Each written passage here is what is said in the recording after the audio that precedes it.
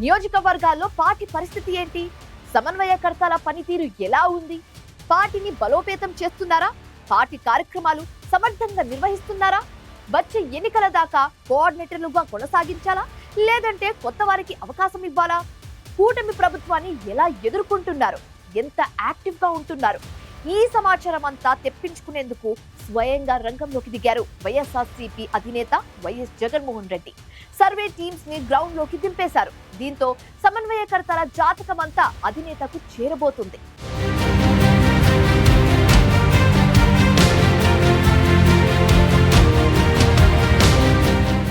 అధికారం పోయిందనే బాధను పక్కన పెట్టి వచ్చే ఎన్నికల్లో గెలిపే లక్ష్యంగా పార్టీ శ్రేణులను సన్నద్ధం చేస్తున్నారు వైసీపీ అధినేత జగన్. ఎన్నికలకి ఇంకా 3.5 సమయం ఉన్న ఇప్పటి నుంచే ఎన్నికల సమరానికి అవసరమైన సరంజామా సిద్ధం చేసుకుంటున్నారు. నాయకుడిగా ముందుండి పార్టీని గెలిపించేందుకు అప్పుడే వ్యూహాలు మొదలుపెట్టారు. ఎన్నికల్లో విజయం సాధించాలంటే నాయకుడి సమర్థత ఒక్కటే సరిపోదు. ఆయన నాయకత్వంలో పనిచేసే సైన్యం, ఆ సైన్యానికి నాయకత్వం వహించే అసెంబ్లీ, పార్లమెంట్ కోఆర్డినేటర్లు కూడా విజయము వీరస్వర్గము అంటూ పోరాడేవారై ఉండాలి. అందుకే జగన్మోహన్ రెడ్డి పార్టీ అభ్యర్థులపై ఇప్పటి నుంచే ఫోకస్ పెట్టారు. గత ఎన్నికల్లో సర్వేలు, నివేదికలు అంటూ వచ్చిన రిపోర్టుల ఆధారంగా అభ్యర్థులను ఎంపిక చేశారు వైసీపీ అధినేత. దీనికి తోడు తాను ఎవ్వరినీ ఎక్కడా నిలబెట్టినా విజయం సాధిస్తారనే ఓవర్ కాన్ఫిడెన్స్ తో ముందుకెళ్లారు. 80కి పైగా నియోజకవర్గాల్లో అభ్యర్థుల మార్పులు చేర్పులు చేశారు.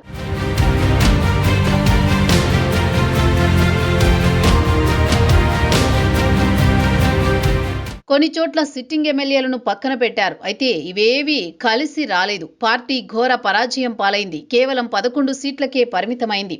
వచ్చే ఎన్నికల్లో ఇలా జరగదన్న సంకేతాలిస్తున్నారు వైసీపీ అధినేత. ఓటమి గాయాన్ని పక్కన పెట్టిన జగన్ వచ్చే ఎన్నికలకు పార్టీని సిద్ధం చేస్తున్నారు. గత ఎన్నికల్లో కులాలు, మతాలు, సామాజిక సమీకరణాలు, సోషల్ ఇంజనీరింగ్ అంటూ చేసిన అభ్యర్థుల ప్రయోగం రివర్స్ అయింది.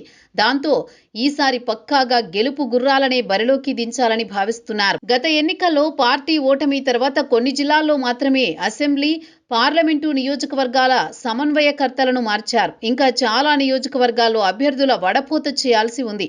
దీనికి తోడు కూటమి అధికారంలోకి వచ్చిన 1.5 కాలంలో జగన్మోహన్ రెడ్డి ప్రభుత్వ ప్రజా వ్యతిరేక విధానాలపై పోరాటం మొదలుపెట్టారు. వివిధ అంశాలపై ప్రత్యక్షంగా పోరాటం చేస్తూనే పార్టీ నాయకత్వాన్ని ఎక్కడికక్కడ పోరాటాలకు సిద్ధం చేశారు. అయితే ఇప్పటి వరకు పార్టీ పరంగా చేపట్టిన కార్యక్రమాల విషయంలో కొన్ని నియోజకవర్గాల నాయకులు సీరియస్గా పని చేయలేదని అధిష్టానం దృష్టికొచ్చిందట. దీనిపైనే ఇప్పుడు జగన్ ప్రత్యేకంగా దృష్టి పెట్టారు. స్థానికంగా నాయకుల బలాబలాలు, బలహీనతలు, కేడర్తో ఉన్న సాన్నిహిత్యం, అధికార పార్టీని బలంగా ఎదుర్కోగల సామర్థ్యం, ఇలా అనేక అంశాలను పరిగణలోకి తీసుకుని అభ్యర్థుల ఎంపికపై ఇప్పటి నుంచే దృష్టి పెట్టినట్టు తెలుస్తోంది.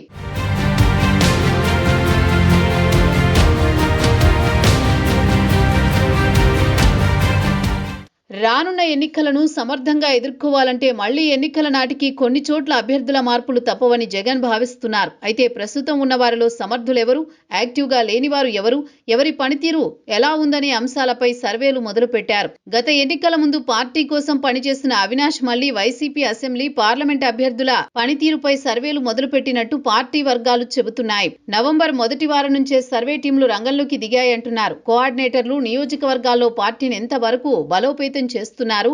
వచ్చే ఎన్నికల్లో పోటీకి ఆసక్తిగా ఉన్నారా? ఒకవేళ పోటీ చేస్తే కేడర్ ఆయనకు సహకరిస్తుందా? నియోజకవర్గాల్లో గ్రూపులు, వర్గాల వంటి సమస్యలేమైనా ఉన్నాయా? వంటి అనేక అంశాలపై సర్వే జరుగుతోందట. పనిలో పనిగా కూటమి పార్టీల ఎమ్మెల్యేల పనితీరు, ప్రభుత్వంపై ప్రజాభిప్రాయాన్ని తెలుసుకునే పనిలో ఉన్నాయట వైసీపీ సర్వే టీమ్స్.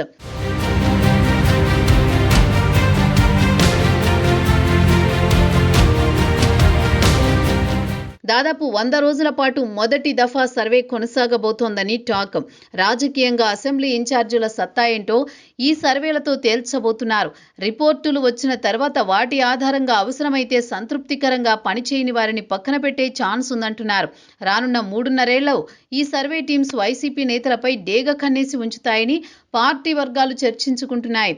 జగన్ మెచ్చిన విధంగా పనిచేస్తే ఓకే, లేదంటే నిర్మోహమాటంగా పక్కన పెట్టేయడం ఖాయమంటున్నారు.